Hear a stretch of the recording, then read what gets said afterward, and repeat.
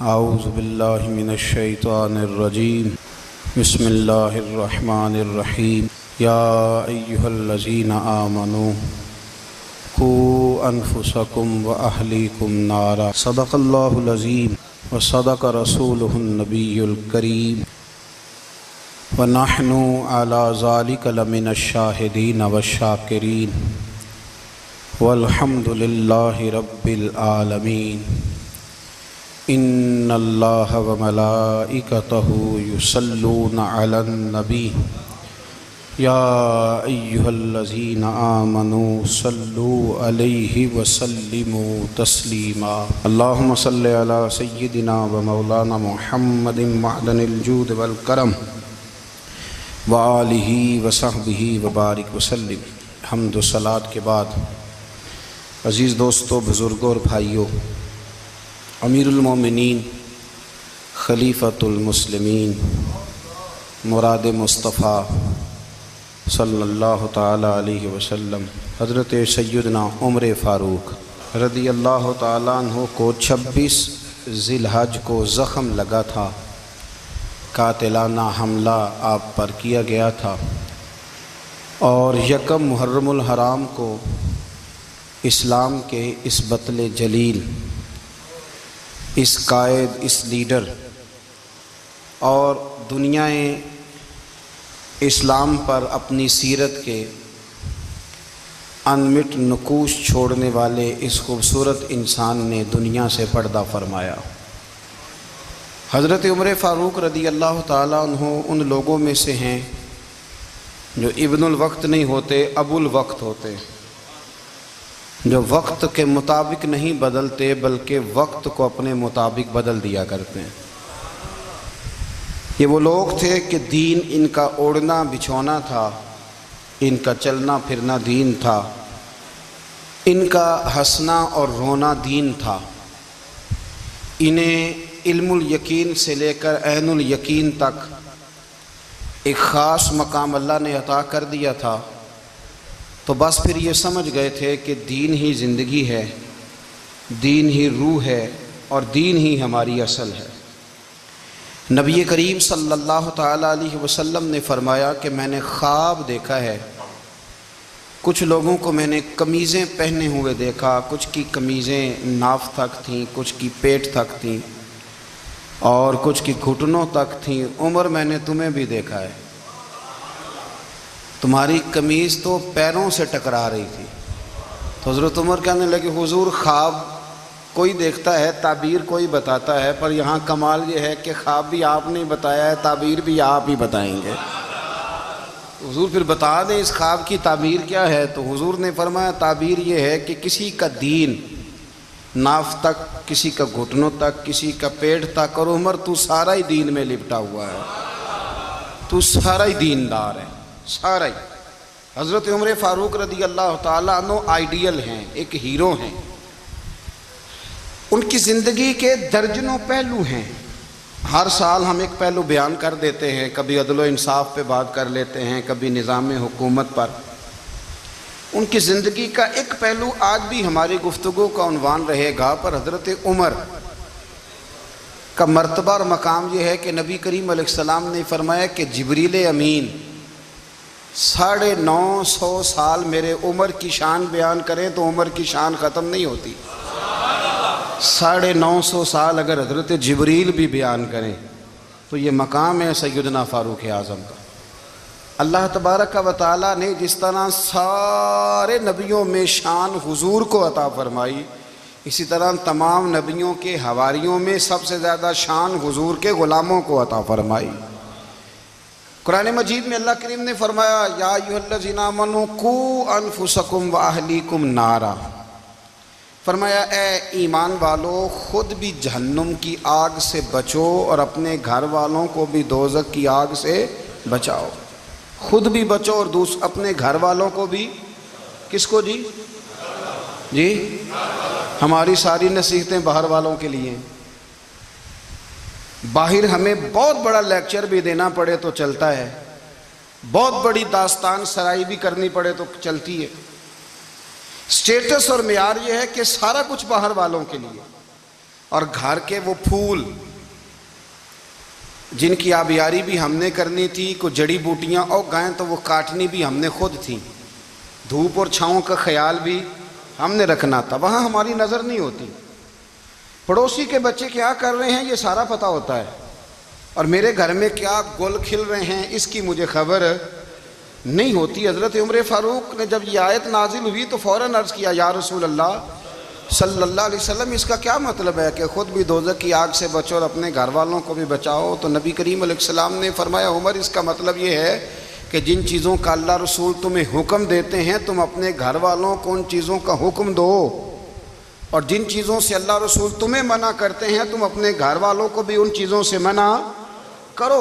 حضرت عمر فاروق کی زندگی میں جو چیز آپ کو بہت زیادہ ملے گی نا وہ یہ ہے کہ آپ نے جتنا کڑا احتساب محاسبہ باہر والوں کا کیا ہے نا، اس سے زیادہ بڑھ کے اپنا اور اپنے گھر والوں کا کیا ہے۔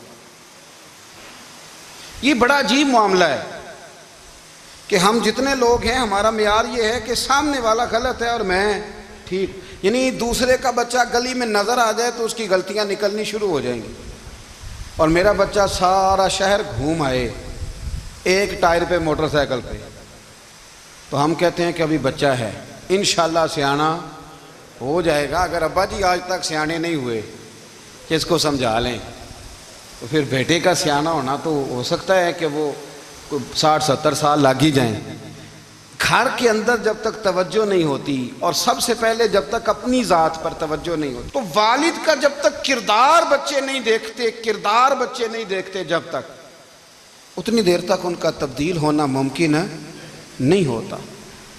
حضرت عمر فاروق رضی اللہ تعالیٰ عنہ باہر والوں کا بھی بڑا سخت حساب کرتے تھے۔ بڑا ایک گورنر صاحب نے لباس بڑا شاندار پہننا شروع کر دیا تھا تو حضرت عمر نے اتروا کے نا تو انہیں ٹاٹ کا لباس پہنا کے تو اونٹ چرانے کی ڈیوٹی دے دی تھی، اتنا سخت احتساب کرتے تھے۔ کسائی کی دکان پر بھی 1-2 گھنٹے کھڑے ہوتے تھے، جو آدمی مسلسل 2 دن گوشت خریدتا تھا نا، فرماتے تھے اس کا ٹیکس بڑھا دو، لوگوں کو دال نہیں مل رہی اور یہ روز گوشت کھاتا ہے۔ حضرت فاروق اعظم، اس کو جزیہ کہا جاتا تھا، یا کچھ اور معاملات ہوتے تو بڑھا دیتے تھے۔ مسلسل جو 2 دن آدمی گوشت کھاتا تھا، فرماتے تھے مدینے میں غربت ہے، اگر یہ والا نظام تم کرو گے تو غریب لوگ کس کی طرف دیکھیں گے۔ لیکن اس سے زیادہ بڑھ کر جو ان کی زندگی کا معیار اور سٹیٹس تھا وہ یہ تھا کہ اپنے گھر کا خاص خیال رکھتے، خاص توجہ کرتے۔ ملک شام سے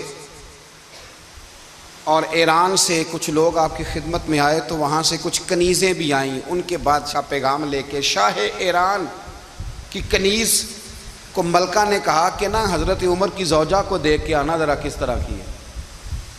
ہمارے ملک میں کیا کہتے ہیں، خاتون اول، جی خاتون، باقی سارے دووں میں خاتون اول، ذرا خاتون اول کو دیکھ کے آنا۔ تو وہ جب آئی نا گھر میں ملنے تو کہا کہ مجھے میری ملکہ نے کہا تھا کہ عمر کی زوجہ سے اہلیہ سے ملاقات کر کے آنا، تو حضرت عمر کی اہلیہ نے نا ایک جوڑا کپڑوں کا دے دیا ملکہ کے لیے اور ایک خوشبو کی شیشی دے دی۔ اب جب وہ تحفے وہاں گئے تو اس ملکہ نے نا کچھ سونے کا سامان بھیجا، کچھ زیورات بھیجے، کچھ تحائف بھیجے۔ جب حضرت عمر کے گھر آئے نا وہ خادم لے کے آیا، اس نے کہا جی آپ کی اہلیہ نے تحفے بھیجے تھے، تو جواب میں شاہ ایران کی بیوی نے، یہاں جس ملک کا وہ سفیر تھا، انہوں نے بھی یہ بھیجے۔ تو حضرت عمر فاروق نا وہ تحفے لے کے گھر گئے تو جا کے کہنے لگے اپنی اہلیہ سے، یہ تو کب سے تحفے تحائف بھیجنے لگ گئی ہے، یہ کب سے نظام شروع ہو گیا؟ تو کہ حضور تحفہ دینا لینا تو ٹھیک ہے، سنت ہے، محبت بڑھتی ہے، تو یہ کوئی قباحت نہیں، اور میں نے اپنی ذاتی استعمال کے لیے جو چیزیں رکھی تھی وہ میں نے دی ہیں۔ تو حضرت عمر فاروق رضی اللہ تعالیٰ عنہ فرمانے لگے ہم نے کسی ملک کے ساتھ اور اس کے بادشاہ کے ساتھ ذاتی تعلق نہیں بنانا، تعلق جو بھی بنے گا رسول اللہ کے دین کی برکت سے بنے گا، ذاتی رشتے نہیں ہم نے قائم کرنے۔ ذاتی آپ کے ملک کی جو ایئر لائن جس کا ہر سال خسارے کا ڈنڈورا پیٹا جاتا ہے نا، وہ ہمارے بادشاہ صاحب اور صدر صاحب اگر غیر ملکیوں کو گھوڑا کبھی بھیجنا ہو نا، گھوڑا، تو پورا ایک جہاز گھوڑا لے کے تحفے میں جاتا ہے، پورا جہاز غریب قوم کا یہ سرمایہ، اور قوم بڑی بادشاہ ہے، لائنوں میں لگ کے ووٹ دیتی ہے۔ 2 کام ہمیشہ لائن میں لگ کے کرنے، ایک بل لائن میں لگ کے جمع کرانا ہے اور ایک ووٹ لائن میں لگ کے، تاکہ پھر پورے 5 سال لائن میں ہی لگے رہیں۔ مرضی سے آپ ووٹ دینا، پر جو بات درست ہے اس کو سنو۔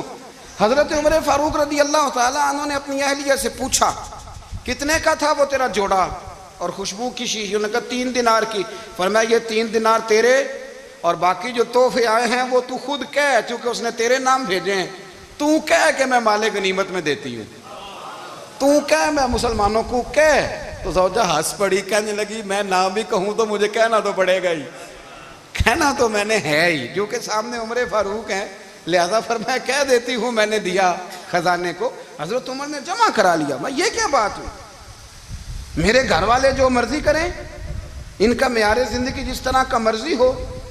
اور حضرت عمر ایک جملہ کہا کرتے تھے، اللہ کرے کہ یہ باتیں اس دور حاضر میں ہماری سمجھ میں آئیں۔ حضرت عمر فاروق رضی اللہ تعالیٰ عنہ اپنے بچوں کو فرمایا کرتے تھے کہ بہت آدمی کو بھوک لگی ہو نا، اور پھر اس کی پسند کا کھانا پکا ہو، تو اتنے شوق سے وہ اس کھانے کو دیکھتا ہے نا، فرمایا اس طرح پوری قوم اپنے بادشاہوں کے خاندان کو دیکھتی ہے، اس تیزی کے ساتھ دیکھتے ہیں کہ ان کے گھر میں کیا ہو رہا ہے، ان کا معیار زندگی کیا ہے، ان کا سٹیٹس کیا ہے۔ سیدنا فاروق اعظم رضی اللہ تعالی عنہ نے اپنے گھر کے اندر اپنے بچوں، آپ کے بچے دونوں کاروبار کے لیے مصر گئے، تو وہاں کے گورنر صاحب نے لوگوں سے، ایک بہت بڑا قافلہ گیا مدینے سے مصر تجارت کے لیے، جاتے ہیں نا آج بھی قافلے کئی ملکوں میں، تو یہ گئے تجارت کے لیے۔ تو حضرت عبداللہ ابن عمر، حضرت عبید اللہ ابن عمر، حضرت عمر کے دونوں بیٹے گئے۔ جناب عمر فاروق کے بچے جب وہاں پہنچے تو مصر کے گورنر نے نا لوگوں کو تعارف کرایا کہ یہ عمر فاروق کے بیٹے ہیں، یہ حضرت یہ چودھری کے بیٹے کو کون بتاتا ہے کہ تو چودھری کا بیٹا ہے؟ باہر والے بتاتے ہیں، گھر والے جی؟ اور سیٹھ صاحب کے بیٹے کو کون بتاتا ہے کہ تو سیٹھ صاحب کا بیٹا ہے؟ اور مالک کو کون بتاتا ہے کہ تو مالک کا بیٹا ہے اور یہ کرایہ دار ہے؟ یہ کون بتاتا ہے؟ یہ سوچ ہم دیتے ہیں بچوں کو، چودھری اور کمی کی سوچ، امیر اور غریب کی سوچ، مالک اور کرایہ دار کی سوچ، گھر کے مالک کی اور کام کرنے والے کی سوچ، یہ ہم دیتے ہیں۔ یاد رکھنا، یہ ہم دیتے ہیں، یہ ہمارا مزاج ہے، یہ باہر سے نہیں آتی۔ تو کوئی شہزادہ ہے، تو سیٹھ ہے، تو نواب ہے، یہ سوچ باہر سے نہیں آتی، یہ اماں سوچ دیتی ہے، اماں، یہ ابا سوچ دیتا ہے۔ اور پھر جب تباہی اترتی ہے تو اس کے ذمہ دار بھی باہر والے نہیں ہوتے، گھر والے ہوتے ہیں، گھر والے۔ ہمارے بچوں کی طبیعتوں پر زیادہ نقش باہر والوں کا نہیں ہوتا، گھر والوں کا ہوتا ہے، یاد رکھیے گا۔ حضرت عمر فاروق رضی اللہ، بچے ہیں، شہزادے ہیں، وہ کاروبار کرنے گئے اور وہاں لوگوں نے بتایا گورنر صاحب نے کہ یہ فاروق اعظم کے بچے امیر المومنین کے۔ لوگوں نے ان سے زیادہ مال خریدا، تجارت میں زیادہ نفع ہوا، ظاہر ہے کہ وہ آپ کے جو اللہ خیر کرے حکمران ہیں، ان کے کاروبار کتنے ملکوں میں ہیں، کس بنیاد پر ہیں؟ وہ صرف اس بنیاد پر کہ وہ حکمران رہے، ان کے لیے آسان تھا بڑے لوگوں سے تعلقات بنانا۔ حضرت عمر فاروق رضی اللہ تعالیٰ عنہ کے بچے ڈھیروں مال کما کے جب واپس آئے نا، تو حضرت عمر سے آ کے بچوں نے بطور محبت کا، ابا جی اللہ نے بڑا ہی فضل کیا ہے، بڑا مال کمایا الحمدللہ، یہ دیکھیں کتنا نوازا ہے۔ تو حضرت عمر کہنے لگے سارے قافلے نے اتنا ہی کمایا ہے؟ سارے قافلے نے اتنا ہی کمایا ہے؟ کہ حضور نہیں، سارے قافلے نے اتنا نہیں کمایا، سب کو اتنا نہیں ملا۔ وہ تو وہاں گورنر صاحب نے لوگوں کو تعارف کرایا تھا کہ یہ عمر کے بچے ہیں، تو لوگوں نے پھر ہم سے بڑا ہی خریدا۔ تو حضرت عمر فرمانے لگے ٹھیک ہو گیا، میں بات سمجھ گیا، اس طرح کرو جو تمہاری اصل زر تھی نا، جو راز تھی، وہ رکھ لو اور باقی سارا مال مال خزانہ میں جمع کرا دو، اس لیے کہ یہ تم نے تجارت نہیں کی، یہ تم نے اپنے باپ کا نام بیچا ہے، یہ تم نے امیر المومنین کے بیٹے ہونے کا فائدہ اٹھایا ہے۔ فرمایا یہ تمہارا نہیں حق، یہ مسلمانوں کا ہے، اس لیے کہ یہ مال تم نے محنت سے نہیں کمایا، یہ باپ کی کرسی کا فائدہ اٹھایا ہے۔ اور فرمایا اگر تم نے مال جمع نہ کرایا تو میں مال بھی لے لوں گا زبردستی اور کوڑے بھی ماروں گا، ڈبل سزا دوں گا، مرضی سے جمع کراؤ گے تو کوڑوں سے بچ جاؤ گے۔ بڑے بیٹے نے تو جمع کرا دیا، تو چھوٹا تھوڑا پریشان ہوا، تو حضرت عبداللہ ابن عمر چھوٹے کا ماتھا چوم کے کہنے لگے بیٹے چپ کر کے جمع کرا، یہاں بھی فخر کر کے ہم عمر کے بیٹے ہیں، اور قیامت میں بھی فخر کریں گے کہ ہم فاروق اعظم کے بیٹے ہیں۔ یہاں بھی ناز کریں گے اور وہاں بھی ناز کریں گے کہ عمر کے بچے ہیں، ہمارے باپ نے خود بھی حلال ہی کھایا ہے، اور جب ہماری کمانے کی باری آئی ہے تو ہمیں حکم بھی حلال کھانے کا دیا۔ بھائی ہمارا مزاج نہیں۔ بچہ جب لے کے آتا ہے 2 لاکھ روپیہ تو کبھی پوچھے کہاں سے آیا ہے؟ جب وہ پہلے دن غلط دوستوں کے پاس جا کے بیٹھتا ہے تو کبھی نکالا ہے گھر سے اسے؟ یہ بہت سارے خمیازے ہمیں اس لیے بھگتنے پڑتے ہیں کہ ہم ابتدا میں سوراخ بند نہیں کرتے، جب اس میں شگاف پڑ جاتا ہے، سیلاب آتا ہے تو ہمیں ہوش آتی ہے۔ حضرت عمر نے اپنے گھر میں نگرانی رکھی، کڑی نگرانی۔ زیادہ نماز گھر میں پڑھتے تھے حضرت عمر، نفلی نمازیں زیادہ کیوں بلا؟ بھائی یاد رکھیں کہ آپ نے اگر سجدہ کرنا ہے تو بچہ لیٹ جائے گا، وہ اسے پتا کوئی نہیں سجدہ کیا ہے، لیکن جب گھر میں کبھی قرآن ابا جی کھول لیں نا، جب ابا جی کا موڈ بن جائے نا لیکچر دینے کا، وہ گھر میں شروع ہو جاتے ہیں، کہتے ہیں آپ لوگ نماز نہیں پڑھتے اس لیے میرے کاروبار میں برکت کوئی نہیں، تم سویرے قرآن پاک نہیں کھولتے تو میں تباہ ہو گیا ہوں۔ تو میاں آپ نے کب گھر میں قرآن پاک کھولا تھا؟ آپ نے کب نماز پڑھی؟ آپ نے کب گھر کے اندر اللہ رسول کا ذکر کیا تھا؟ آپ نے کب حدیث چھیڑی؟ آپ نے بھی تو گھر کے اندر جب بھی آپ آئے ہیں تو آپ نے وہی کچھ کیا جو دنیا دار کرتے ہیں۔ آپ بھی تو اپنا موبائل لے کے الگ کونے میں بیٹھ گئے، آپ نے بھی تو کہا ہے کہ اب تمہارے چینل ختم، اب میری مرضی والا چلے گا۔ تو جو آپ نے کیا ہے بچے بھی وہی کام کریں گے۔ آپ نے بھی گپ شپ لگائی ہے تو وہ بھی لگا رہے ہیں۔ یہ سمجھ لیں جو کام آپ کریں گے آپ اپنے بچوں کی سیرت میں اس کا جلوہ دیکھ لیں گے۔ بڑی پکی سی بات ہے کہ آپ کو بچے کی عادتیں دیکھ کے سمجھ آ جائے گی کہ میں بھی یہی کرتا تھا اور یہ بھی۔ حضرت عمر فاروق رضی اللہ تعالیٰ عنہ وصال فرما گئے تو آپ کے وصال کے بعد حضرت عثمان غنی رضی اللہ تعالیٰ عنہ نے آپ کی ایک بیوہ سے نکاح کیا، حضرت عمر کی ایک بیوہ سے۔ جب وہ آپ کے نکاح میں آئی تو کہنے لگی حضرت عثمان غنی سے کہ حضور نہ تو میں خوبصورت ہوں اور نہ میں جوان ہوں، نہ آپ کی کوئی خدمت کر سکتی ہوں، میرے ساتھ نکاح کرنا سمجھ میں نہیں آیا۔ کیا شاندار جواب دیا حضرت عثمان غنی نے، کیا خوبصورت جواب دیا۔ فرمانے لگے میں نے اس لیے نکاح نہیں کیا کہ مجھے تمہارے حسن سے دلچسپی تھی یا تمہاری خدمت کی ضرورت تھی، میں نے تو اس لیے نکاح کیا ہے کہ مجھے بتاؤ عمر فاروق گھر کے اندر اپنے رب کی عبادت کس طرح کرتے تھے، وہ قرآن پاک کس طرح پڑھتے تھے، وہ رویا کیسے کرتے تھے، استغفار کا طریقہ کیا، کس وقت کس انداز میں وہ اپنے رب کو یاد کرتے تھے۔ اس لیے کہ عمر کئی دفعہ گھر سے آتا تھا تو میں اس کے چہرے پر نور دیکھا کرتا تھا، میں روشنی دیکھتا تھا، ایک معیار دیکھتا تھا۔ نکاح اس لیے کیا ہے کہ مجھے عمر کی جو گھر کے اندر کی عبادت ہے اس سے آگاہ کرو، تاکہ عثمان غنی بھی چاہتے ہیں اس طرح کے عمل کرو جس طرح کہ عمر فاروق کر کے گئے ہیں۔ بھائی جب تک ہم اپنے گھر میں وہ توجہ نہیں دیں گے، وہ مزاج دیکھیں نا، ہمارے گھروں میں جب نقشہ پاس ہوتا ہے تو ٹی وی لان بھی اس میں ہوتا ہے، ڈرائنگ روم بھی ہوتا ہے، نماز کی جگہ بھی ہوتی ہے نقشے میں۔ صحابہ جب گھر بناتے تھے تو ایک مسجد بیت کا نقشہ پاس کرتے تھے، ذہن میں رکھتے تھے کہ یہ کونا نماز کے لیے، وہاں جوتے لے کے کوئی نہیں جائے گا، وہاں نماز پڑھی جاتی تھی، عورتیں وہاں اعتکاف کرتی۔ ٹی وی لان تو آ گیا ہے اور گھر کے اندر ٹی وی رکھنے کے لیے تو ایک کمرہ الگ سے بنا دیا گیا ہے، اور اب جو نئے نقشے پاس ہو رہے ہیں اس کے اندر گھروں کے اندر جگہ بنائی گئی ہے جہاں کمپیوٹر رکھے جائیں، اور بچوں کے لیے وائرنگ ہوگی نیچے تاکہ انہیں کوئی مشکل درپیش نہ ہو۔ یہ ساری چیزیں ہم نے نہانے کے لیے گھروں کے اندر اتنے بڑے واش روم بنائے ہیں کہ لگتا یہ ہے کہ سوائے نہانے کے اور کام ہی نہیں کوئی گھر میں ہوگا، ہر چیز آ گئی۔ پر اللہ کرے کوئی تفسیر بھی ٹیبل پہ پڑی نظر آئے، کوئی حدیث کی کتاب بھی ٹیبل پہ پڑی نظر آئے۔ اللہ کرے کہ جس طرح ابا لطیفہ سن کے آتا ہے تو جب تک سنا نہ لے اسے ہضم نہیں ہوتا، اللہ کرے کہ وہ جمعے میں بیان سن کے جائے تو اس کا بھی دل کرے میں اپنے بچوں کو سناؤں۔ وہ نبی پاک کی کوئی حدیث کہیں سے سنے تو گھر جا کے سنائے۔ جب تک یہ معیار نہیں بنتا آپ کیسے توقع کرتے ہیں کہ گھر کے اندر اللہ کی رحمتیں نازل ہوں گی؟ آپ یہ کیسے توقع کرتے ہیں کہ گھر کے اندر وہ معیار اور وہ مزاج بنے گا؟ حضرت عمر فاروق نے ذاتی زندگی پر جو توجہ دی، گھر والوں کے معیار پر جو توجہ دی حضرت عمر فاروق رضی اللہ تعالیٰ عنہ نے، وہ بھی بڑی دیدنی ہے۔ حضرت ابو موسیٰ اشعری کو نا آپ نے وزیر خزانہ بنایا، وزیر خزانہ۔ تو حضرت ابو موسیٰ اشعری کہتے ہیں کہ حضرت عمر کو شے خزانے میں رہنے تو دیتے نہیں تھے۔ ایک دن نا میں صفائی کر رہا تھا اس کمرے کی جس میں خزانہ رہتا تھا۔ ہمارے تو ملک میں جو جاتا ہے وہ صفائی کر کے ہی جاتا ہے، اللہ خیر کرے. اور خیر معیار بدلتا ہے. جو پچھلی حکومت ہوتی ہے وہ قرضہ اٹھاتی ہے, وہ باہر سے جاتی ہے تو قرضہ لے کے آتی, اور جو نہیں آتی ہے وہ کہتی ہے ہمیں پیکج مل گیا ہے. وہ قرضہ نہیں اٹھاتے, ان کو کیا ملتا ہے؟ یعنی پچھلی نے قرضہ لیا تھا اور ہم نے, واہ جی واہ کیا خوبصورت انداز ہے.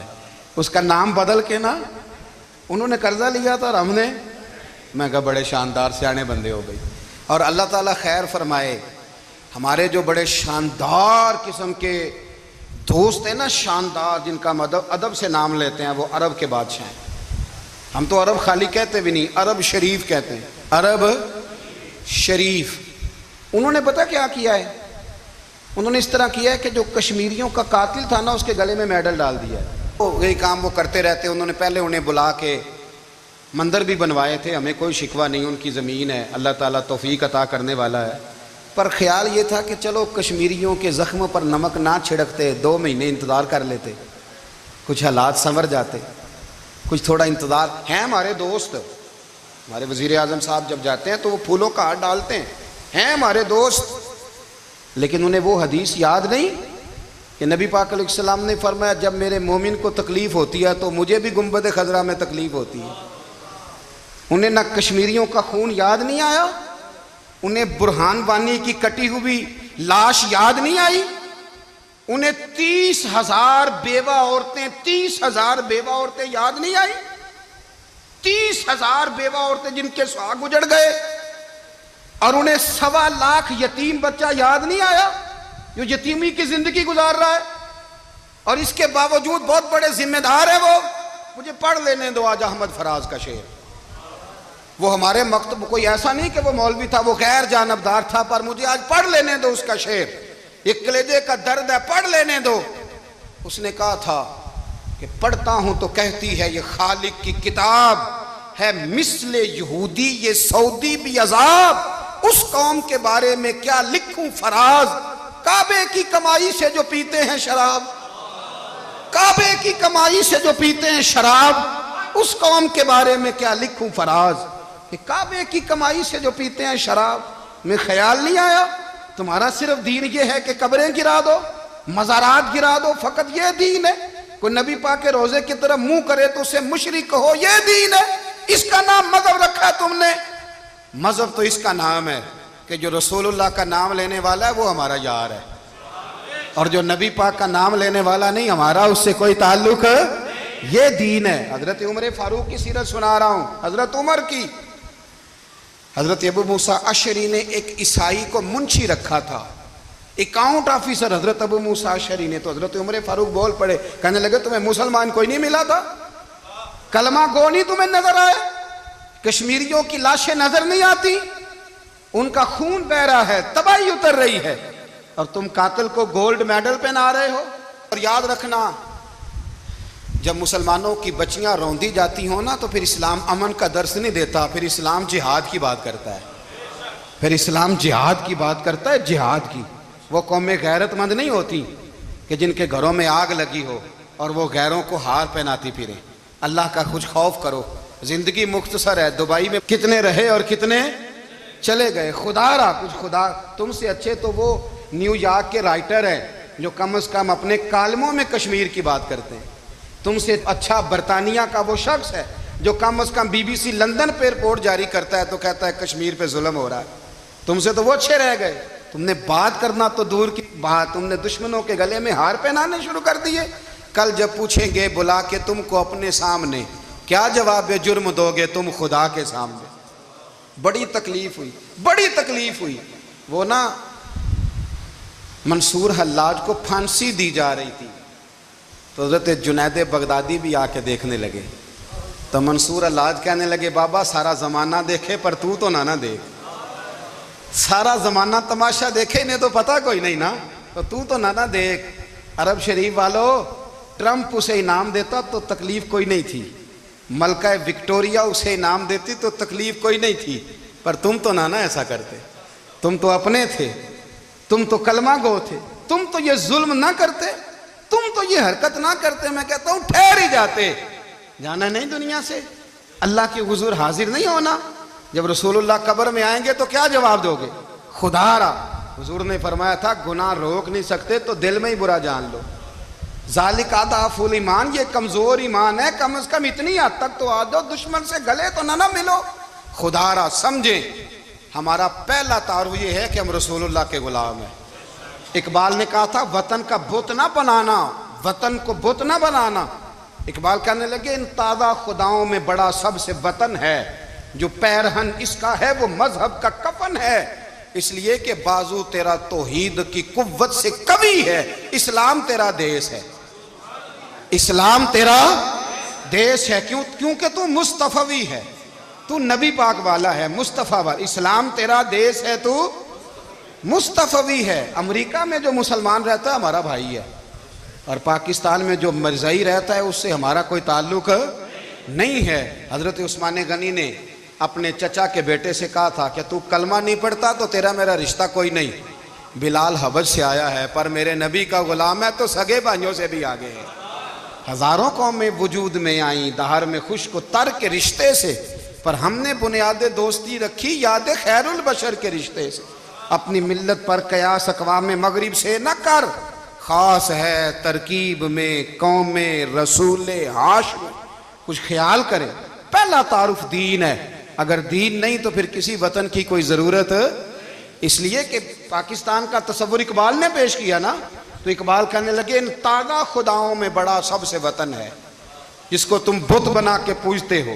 ہمارا وطن تو ہمیں جان سے زیادہ پیارا ہے، پر پہلے پاکستان نہیں، پہلے اسلام. پہلے اسلام تیرا دیس ہے، تو مصطفی ہے. تو آمدام برسر مطلب حضرت عمر فاروق رضی اللہ تعالی عنہ. حضرت سیدنا ابو موسیٰ اشعری کہتے ہیں کہ میں نے نا صفائی کی، مال غنیمت کی میں نے صفائی کی، تو ایک دینار مجھے نا کہیں پڑا ہوا مل گیا. تو فرماتے ہمیں اجازت ہوتی تھی کہ ایک آدھ دینار ہم اپنی مرضی سے کہیں خرچ کر سکتے. اگر آپ ناراض نہ ہوں تو ہمارے ہاں جب چیئرمین صاحب ناظم صاحب ٹھیکے دیتے ہیں تو ٹھیکیدار ان کا چھوٹا بھائی ہوتا ہے، یا چچا کا بیٹا ہوتا ہے، یا خالہ کا بیٹا ہوتا ہے. وہ خود ناظم ہوتے ہیں اور ان کا چھوٹا بھائی ٹھیکیدار ہوتا ہے. یعنی وہ نا سارا کچھ گھر کے اندر ہی رہتا ہے. گھر کے اندر ایک پیسہ دیتا ہے، دوسرا واپس اس کو واپس کر دیتا ہے، گھر کے اندر ہی. اب تو خیر ہمارے لوگ سمجھدار ہو گئے. ایک بندہ ایک سیاسی جماعت میں ہوتا ہے، دوسرا دوسری میں، اور تیسرا جس کی بھی حکومت آئی حکومت تو ہماری رہے گی نا، ایک بندہ تو ہے نا اس جماعت میں. یہ اچھا لوگوں نے ایک طریقہ نکالا ہے. تو حضرت عمر کے بیٹا گزر رہا تھا تو حضرت ابو موسیٰ اشعری کہتے ہیں میں نے صفائی کی تو ایک دینار نکلا، تو میں نے وہ ایک دینار نا حضرت عمر کے بیٹے کو دے دیا. میں نے کہا لو بیٹا اپنے چچا کی طرف سے تحفہ. تو گھر جا کے انہوں نے حضرت عمر کو بتایا کہ چچا نے پیسے دیے ہیں. چھوٹے بچے تھے. حضرت عمر نے حضرت ابو موسیٰ اشعری کو بلا لیا اور بلا کے فرمانے لگے میں تو تمہیں اپنا دوست جانتا تھا اور تو نے میری اولاد کو ہی دنیا دار بنانا شروع کر دیا. میرے بچوں کو ہی تم نے دنیا دار پیسوں پہ لگانا شروع کر دیا. میں تو تمہیں یار سمجھتا تھا. فرمایا تمہیں چاہیے تھا میرے بیٹے کو نصیحت کرتے کہ بیٹا پیسوں سے رب راضی نہیں ہوتا، اس کی رضا والے کام کیے جائیں تو رب راضی ہوتا ہے. اور فرمایا تمہیں کوئی اور گھر نہیں ملا تھا تباہ کرنے کے لیے، میرا ہی گھر ملا تھا. اٹھاؤ اپنا دینار اور خبردار آج کے بعد میرے بچوں کے ساتھ یہ والی نیکی نہ کرنا. اور ہمارا کیا سٹیٹس ہے؟ دوستی ہے یہ اس سے جو تحفے زیادہ دے، جو بچوں کو خراب کرنے میں مدد زیادہ کرے اس کے ساتھ یہ رہنا. حضرت عمر نے گھر پہ اور سب سے بڑھ کر اپنی ذات پہ توجہ کی. حضرت ابو مالک رضی اللہ تعالیٰ عنہ کہتے ہیں میں عمر کے پیچھے پیچھے ایک باغ میں گیا، اکثر اس باغ میں جایا کرتے تھے. اور عمر جا کے نا تو درخت کے نیچے بیٹھ گئے اور فرمانے لگے او امیر المومنین اللہ سے ڈر جا، ورنہ جس رب نے حکومت دی ہے وہ عذاب بھی بڑا دے گا. ڈر جا رب سے. کبھی ساری زندگی حضرت عمر نے اپنا کوئی تعارف نہیں کرایا، کبھی نہیں. ایک بندے نے آپ کے سامنے تعریف کر دی آپ کی تو فرمانے لگے تو خود بھی ہلاک ہوا اور مجھے بھی ہلاک کر دیا. کیا ضرورت پڑی ہے میری تعریفیں کرنے کی؟ اتنی دیر میری تعریف میں لگائی. اللہ کا ذکر کرتا رب تجھے ثواب دیتا، حضور پہ درود پڑھتا تو رب تیرے اوپر رحمتیں نازل کرتا. کس چکر میں؟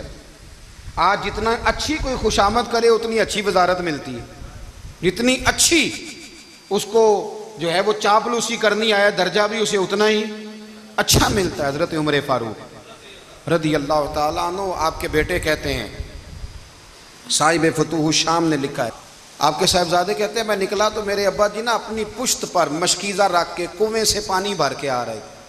میں دوڑ کے آگے گیا, میں نے کہا ابا جی مجھے دے دے. فرمانے لگے بیٹا تیرا کیا خیال ہے, کوئی اور نہیں تھا مشکیزہ بھر کے لانے کے لیے, تیرا کیا خیال ہے؟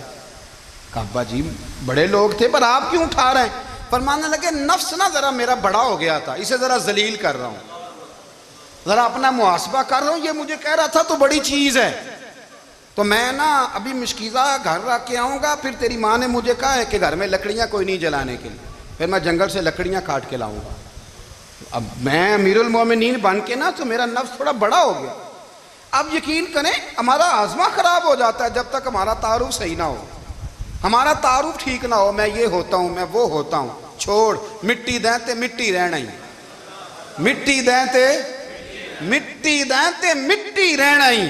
ایویں کادی بلے بلے اج مٹی دے اتے بندیا تے کل مٹی دے تھلے, مٹی دیں تے مٹی رہنا ہی. کادی بلے, مجھے پوچھ لو, مجھے جان لو, میرا نام لے لو, میں بھی آیا ہوں, میں بھی ہوتا ہوں, میرا بھی یہ تذکرہ ہے. میں بدکار پرانا خادم کسے در ملی نہ ٹوئی, اے تے واصف یار نے نظر جو کی تھی تے واصف واصف ہی ہوئی. یہ تو بڑی بات کی بات ہے, تو بات کی بات ہے صاحب, ورنہ من نانم کے من نانم, جو ہم ہیں اس کا ہمیں پتہ تو ہے نا بھائی. کبھی بھی یہ جو ذات کا چکر ہے نا, میں بھی ہوں مجھے بھی, او بھائی یاد رکھو میں کون ہوں. یہ جو نام نمود اور یہ خواہشیں اور یہ جو وقار, یہ تو کمزور لوگوں کا طریقہ ہے. جس کو اپنا تعارف کرانا پڑ گیا اس سے بھی زیادہ کمزور کوئی ہے. فوٹو میں دکھاتا پھرتا ہے فلانے کے ساتھ فوٹو, فلانے, تو کمزور بندے یہ کام کر. حضرت عمر فاروق اللہ اکبر, حضرت عمر جیسا بندہ 24 لاکھ مربع میل کا حکمران, اور شاہ روم کو خط لکھ کے کہتا ہے میں منت نہیں کرتا میں حکم دیتا ہوں. اتنا تگڑا بندہ. جنگ قادسیہ کے لیے حضرت سعد بن ابی وقاص کو بھیجا, فتوح الشام پڑھ کے دیکھیں. حضرت عمر بڑے پریشان ہیں, اتنے دن ہو گئے کوئی رپورٹ ہی نہیں آئی. اب تو موبائل ہے نا, ایک ایک منٹ کی رپورٹ لیں آپ, بلکہ آپ ایک ایک منٹ کی فوٹو لیں, آپ رپورٹ تو دور رہ گئی. حضرت عمر فاروق رضی اللہ تعالیٰ عنہ بڑے پریشان ہیں کہ قادسیہ میں حضرت سعد بن ابی وقاص کے ساتھ لوگ جہاد کرنے گئے, رپورٹ کوئی نہیں آ رہی. اتنے پریشان تھے کہ باہر نکل کے نا اس رستے پہ بیٹھ جاتے جو رستہ قادسیہ کی طرف سے آتا تھا. اس جو بھی آتا جاتا پوچھتے جنگ کے کیا حالات ہیں. ادھر جب اللہ نے فتح دے دی نا تو حضرت سعد بن ابی وقاص رضی اللہ تعالیٰ عنہ نے ایک قاصد کو خط دے کے بھیجا, کہنے لگے عمر کے پاس جاؤ, انہیں اطلاع دو کہ الحمدللہ اللہ نے اسلام کو فتح عطا کر دی. یہ حضرت عمر کو جا کے دینا. وہ بڑے پریشان ہوں گے. وہ جو اس زمانے میں اس طرح ہوتا تھا کہ کئی دور دور سے صحابہ جو دوسرے شہروں کے ملکوں کے رہنے والے ہوتے تھے وہ بھی آ کے شامل ہو جاتے تھے جہاد میں. کوئی ایک دفعہ مدینے آیا, کوئی 2 دفعہ آیا, پھر اپنے اپنے علاقوں میں. بہت سارے لوگوں نے زیادہ دفعہ حضرت عمر کو دیکھا بھی نہیں تھا. وہ جو قاصد خط لے کے آیا تھا نا, اس نے 1 دفعہ دیکھا تھا, حضرت عمر بوڑھے ہو گئے, وہ پہچانتا نہیں تھا. میری بات کی سمجھ آ رہی ہے آپ حضرات کو؟ ادھر سے وہ خط لے کے آ گیا. حضرت عمر مدینے سے باہر نکل کے اس روڈ پہ بیٹھے تھے جو قادسیہ سے آتا تھا. جب وہ اس آدمی کو آتے دیکھا تو حضرت عمر اٹھ کے کھڑے ہو گئے, فرمانے لگے قادسیہ سے آ رہے ہو؟ وہ کیا کہتا ہے, پھٹے پرانے کپڑے, ٹوٹے ہوئے جوتے, سر پہ پرانی پگڑی. کہنے لگے غلام مدینے کے رہنے والے ہو؟ حضرت عمر کہنے لگے ہاں مدینے کا ہوں. کہا میں قادسیہ سے آیا ہوں, الحمدللہ اللہ نے اسلام کو فتح دے دی ہے, الحمدللہ کفر کی کمر ٹوٹ گئی ہے. اس نے یہ بات کر کے تو گھوڑے کو ایڑی لگائی, گھوڑا دوڑنے لگا مدینے کے. حضرت عمر بھی ساتھ ساتھ دوڑ رہے. فرمانے لگے اچھا بتاؤ خالد بن ولید کا کیا حال ہے؟ تھوڑا آگے جا کے فرمانے لگے اسامہ بن زید کیسے ہے؟ وہ کہتے ٹھیک ہے. پھر اس نے اور گھوڑا, عمر ساتھ ساتھ دوڑ رہے ہیں, ساتھ ساتھ. 24 لاکھ مربع میل کا حکمران, ایک جوتا پیر سے نکل گیا, عمر دوڑ رہے ہیں. آگے جا کے پوچھتے ہیں سعد بن ابی وقاص کا کیا حال ہے؟ کہ حضور وہ بھی ٹھیک ہے. کتنے لوگ میرے شہید ہو گئے مسلمانوں میں سے؟ کہنے لگا صحیح گنتی کا نہیں پتا, یہ لفظ ادا ہوتے ہوتے مدینے کی سرحد آ گئی. لوگوں نے عمر کو گھوڑے کے ساتھ دوڑتے دیکھا تو کہا امیر المومنین کیوں دوڑ رہے ہیں؟ وہ غلام چھلانگ لگا کے نیچے آیا, قدموں میں بیٹھ گیا.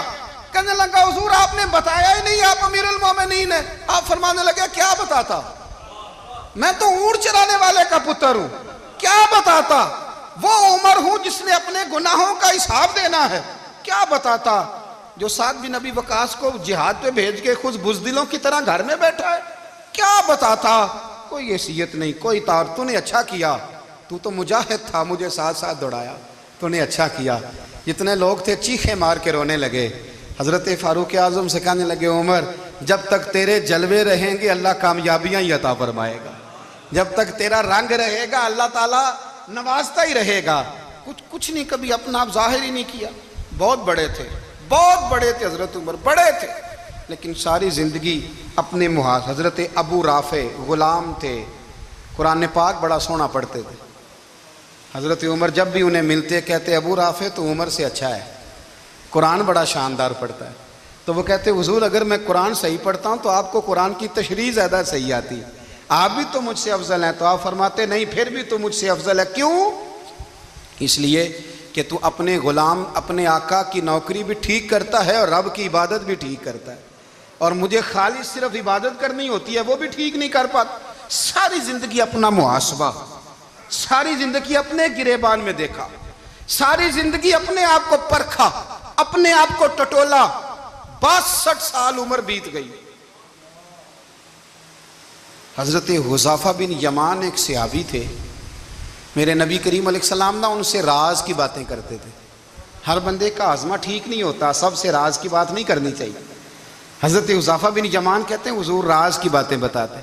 مدینہ منورہ میں جو منافقین تھے ان کی لسٹ بھی نبی پاک نے حضرت حذیفہ بن یمان کو دی تھی۔ جب کوئی مشکوک آدمی مر جاتا نا تو صحابہ کہتے ہیں ہم دیکھتے اگر حضرت حذیفہ نے جنازہ پڑھا ہے تو ہم بھی جنازہ پڑھ لیتے۔